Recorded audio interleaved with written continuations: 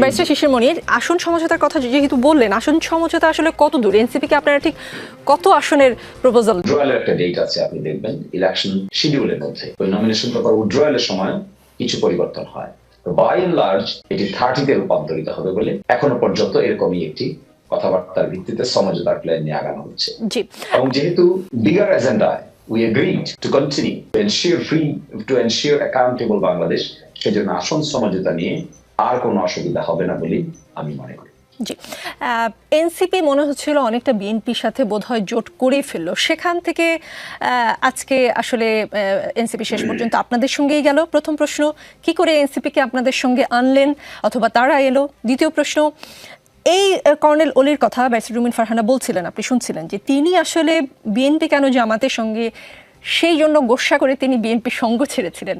সেই কর্নেল অলিকে আমরা আজকে দেখলাম আপনাদের আমিরের সঙ্গে একই সঙ্গে প্রেস কনফারেন্স করতে। সেটা কি করে সম্ভব করলেন আপনারা? ম্যাজিকটা কি?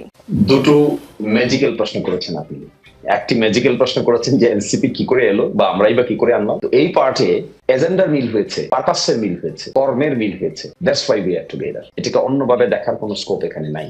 এটা কেউ কারোর মধ্যে বিলীন হয়ে যায় নাই, কেউ কারো এজেন্ডা নিজে ধারণ করে নাই। কিন্তু ইলেকশনকে সামনে রেখে যে এজেন্ডা গুলো উপস্থাপন করা হচ্ছে, which are common এজেন্ডা, এই কমন এজেন্ডায় উই এগ্রিড। এই এগ্রিমেন্টের জায়গায় এনসিপি জামাত ইসলামী কাছাকাছি আসতে পেরেছে, বিএনপির সঙ্গে কাছাকাছি যেতে পারে নাই। সেই জন্য বিএনপির সঙ্গে কথাবার্তা বলেও যেহেতু এজেন্ডায় মিলে নাই, পারপাসে মিলে নাই, ইমপ্লিমেন্টেশনে মিলে নাই, সেই জন্য it has come to close to আস।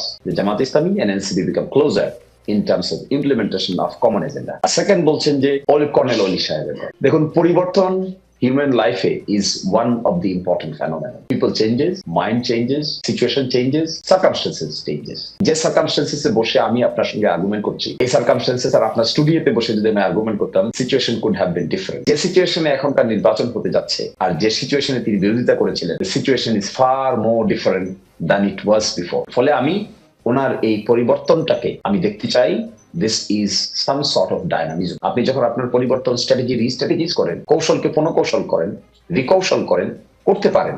এটা যদি সাবজেক্ট টু মরালিটি হয়, সাবজেক্ট টু এমন কিছু না হয় যে ভায়োলেশন অফ ল, তাহলে changes of human mind is an ordinary course of business.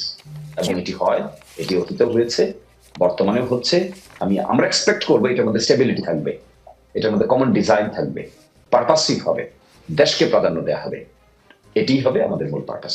এবং I congratulate him that he has taken the decision to create a জোট অর আসন সমঝোতা, at least for 13 January election.